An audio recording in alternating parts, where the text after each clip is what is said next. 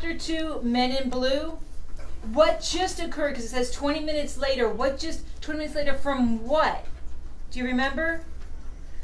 20 minutes later from Isa. Lauren and her were about to be husbands. The husband saying, I don't want Charley, we can put him in an orphanage. And Charley's hearing all of it in his room or whatever. Do you think Mr. Damaris realized Charley was eavesdropping?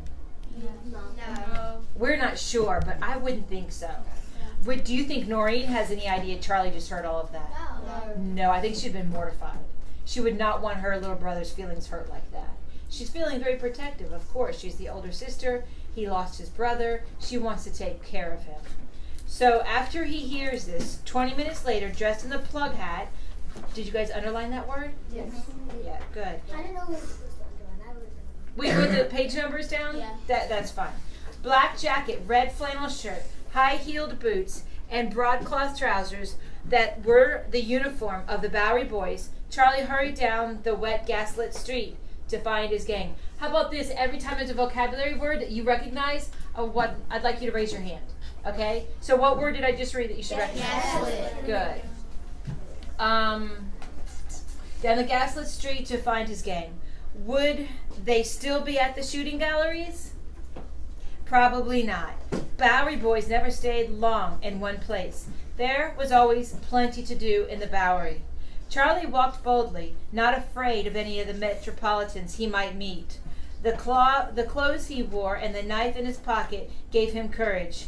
He'd have preferred to carry Johnny's fancy knife with a staghorn handle, but that had gone to Gettysburg with him and had not come home to him in Noreen. His silver watch had, though, and Charley always had it with him. The Bowery Boys were not at the shooting galleries, and no one he asked seemed to know where they had gone. His head held high, proud of the black eye and torn cheek that showed he had not run away from a scrap, Charley moved jauntily as a Bowery boy should, darting in and out of the loud and flashily dressed city crowds that came to this part of New York for a good time.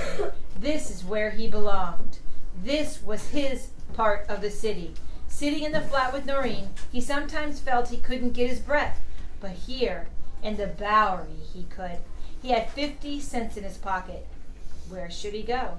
He wished it was already April and the Metropolitan Fair had opened. So we said 10 cents was about $2.70. 50 cents is about how much? $26. Well, a dime is worth, say, $2.50. $2.50. Let's round down to $2.50. If a dime is round down to $2.50, it's worth $2.50 in today's money. How much? Well, $2.50 times, how much money does he have? 50 cents? So $2.50 times 5, how much money is that? $5. $10. Keep going. 20. 27. 20. $2.50 is $5. $2.50, $7.50. Another $2.50 is $10. Another $2.50 is $11.50. $12.50. $50. Right. So he has approximately $12, $13 in his pocket. Approximately, because this is just, an approximate conversion. So picture yourself running around with $12.50 in your pocket. What can you do with that money? So I want you to get into Charley's mind. Think about how you would feel in this environment. Okay, where should he go? I'm at the top, page 13. He wished it was already April and the Metropolitan Fair had opened. It would do the city proud. Noreen had read that the exhibits to him from the Times. He wanted to see the Indian tents and the captured battle flags for the Mexican War and the hairy eagle that the Governor Illinois' wife had made from the hair of the heads of President Lincoln and his cabinet officers and senators. By April, he had hoped to have a whole extra silver dollar to put into the box that would be under the eagle. The money was to be used for the sanitary commission that ran army hospitals to help Union soldiers wounded in battles. If he gave $1, he would also be able to sign the album that would be going to Abe Lincoln along with a hairy eagle after the fair had closed. So it's a donation to help the wounded. You guys following that? It was a pretty wordy way of saying that. He just wants to do some good for his country, and he's proud that Abraham Lincoln would see his name on the list. Abe could read his name, Charles Stephen Quinn, along with all the other signers. He could hardly wait for the fair. He'd be there the first day for sure. But that was for April. What should he do right now? Should he go to Barnum's museum to look at the giants and the tiny people, like General Tom Thumb and his even tinier wife? Should he see the huge snake Barnum had there, or the creature that was called the, what was it? Whatever it was, he decided to go. It wouldn't be to Niblo's Theater, where his sister and Mr. Damaris were. Standing in front of a cloak shop in Chatham Square, Charley turned up his coat collar against the now heavy rain and scanned the street for Bowery boys and dead rabbits. No one was about in this downpour. As a tall black carriage came down the street, slowing when it neared him, Charley fastened his gaze on it. It was a fine carriage drawn by a dapple gray horse and driven by a coachman and a high silk hat and dark green coat. A gentleman carriage, for sure. Running from his shelter, Charley kept pace with the carriage along the street. When it stopped in front of the restaurant, Charley dashed forward to pull down the carriage's folded stop for the passengers to step down on. So can you picture, he's like pulling down a little step ladder from the carriage. Do you picture that? It's metal, it's probably cold and wet, and he doesn't care, he's just doing it. What is his goal? To get money from doing it. Right, who does he think is going to pay him? The gentleman. The gentleman or the lady, the passengers inside the carriage. Okay, Charley dashed forward, pulled down the carriage, folded stop for the passengers to step down on. Sometimes swells, fancy gents, paid a whole 10 cents to a boy who could do that. 10 cents in today's time? What? $2.50. Yeah, about $2.50. A gent in a beaver hat and a black coat came down first. He looked at Charley, fumbled in his watch pocket, and brought out a coin, which he tossed to him. Charley caught it in the air and then took down the rain-wet step. After he stepped down, the man lifted out a giggling girl in a black velvet cloak that covered a magenta satin skirt. In her yellow hair was a wreath of red roses and green ivy leaves. As she passed, Charley sniffed her sweet, flowery perfume. Her escort led her to the walk and, with his gold-topped cane, pushed away a drunken man who had lurched into them and then went on cursing. Charley grinned as he looked at the two of them. 10 cents, as he had hoped. He moved back into the entrance of a saloon, listening to the high, reedy voice of a woman singing, "Fairest Rose of Summer." He could scarcely hear her over the din of splashing water, horses' hooves, screeching carriage wheels, and the shouts of drunken men. Oh, it was bound to be a fine Saturday night, and he could make money if he stayed right here and waited for his gang. There would be other carriages and more rich men with pretty ladies who laughed a lot at everything their escorts said. Some Bowery dance halls had new orchestras, and some saloons now had singers and dancers who would attract plenty of pleasure seekers. Charley knew all about these new attractions. He had seen them himself and had read about others in the New York Times. Suddenly, Charley heard music. Not the fiddle and pianoforte kind that came from the dance houses, but the bright sound of a brass band. A night parade. Maybe a military parade. New York had them all the time these days, and Charley had loved them. Are you connecting to the parade I showed you with the military men, the YouTube video? They all came down and how everyone would stop and watch and salute them and praise them and honor them. He looked up and down the street and saw nothing, so he hurried toward Broadway, pushing past drunken men going in and out of the saloons. Yes, there it was. Stepping lively were lines of musket-carrying, marching men led by a brass band. Close your eyes. Visualize what you saw in that video. Can you hear the sounds of the instruments? The brass band, the drums, the marching, the people in awe and chattering around them. Okay, open your eyes back on the lower part of page 15. Out of respect, carriages and carts moved to the curbs and streetcars stopped to permit passage over their rails. Yankee soldiers. Yankee soldiers were part of the Union or Confederate?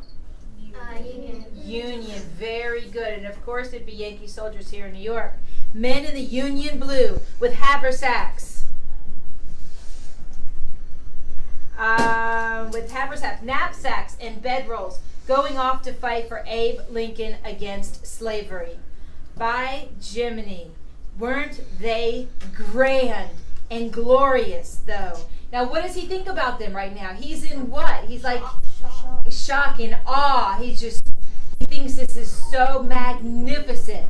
You know, he's completely taken up by this sight. Charley caught his breath, thrilled to see the green silken flag borne by the color bearer, the 140th New York Volunteers, Johnny's regiment. Who's Johnny? Tears stung Charley's eyes. He was wiping them away when he had heard his name called out in a high voice. Hey, Charley Quinn! Charley Quinn! He had heard that voice somewhere before. Was it a Bowery boy? No. Charley looked swiftly around him, but saw none of his gang. Did it come from the other watchers then? No. Oh, there it is again. Hey, Charley Quinn! It came from the marching soldiers. Charley's eyes swept their ranks. After a moment, he spotted the man who had hailed him. He was a tall lamppost of a soldier with lank, fair hair. Could it be? Ah, yes, it was. It was Con Sullivan. He had been one of Johnny's newly made friends and had brought the bad news of Johnny's death, along with the silver watch back to him and Noreen after the Battle of Gettysburg. Because he had been wounded there, Con had left the army, had gone back to work on Long Island, his home.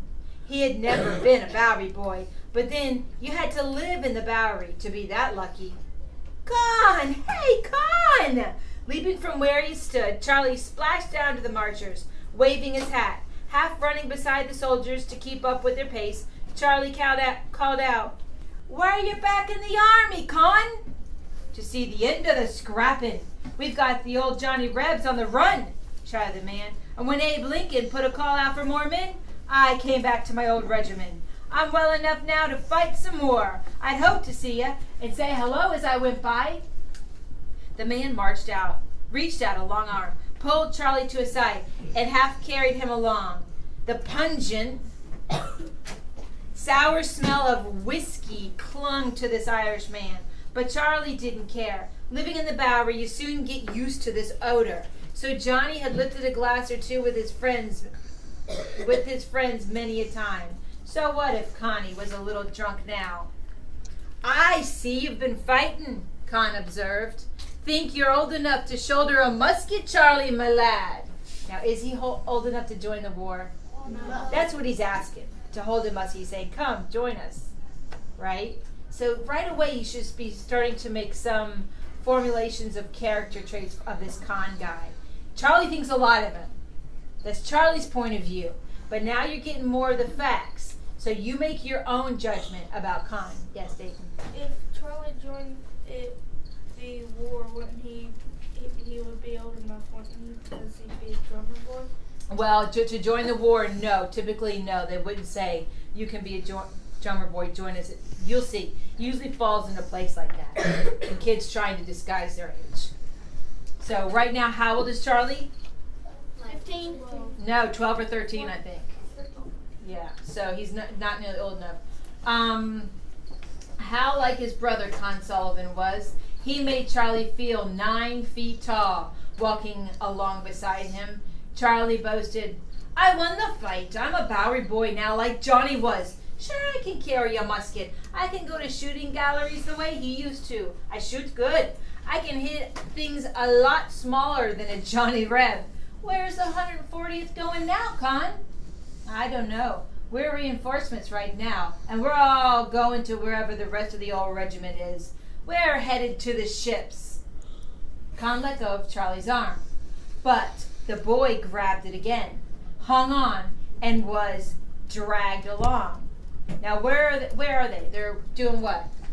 Marching. So now he's marching along. He's part of this parade, part of this thing that he was so, keen about and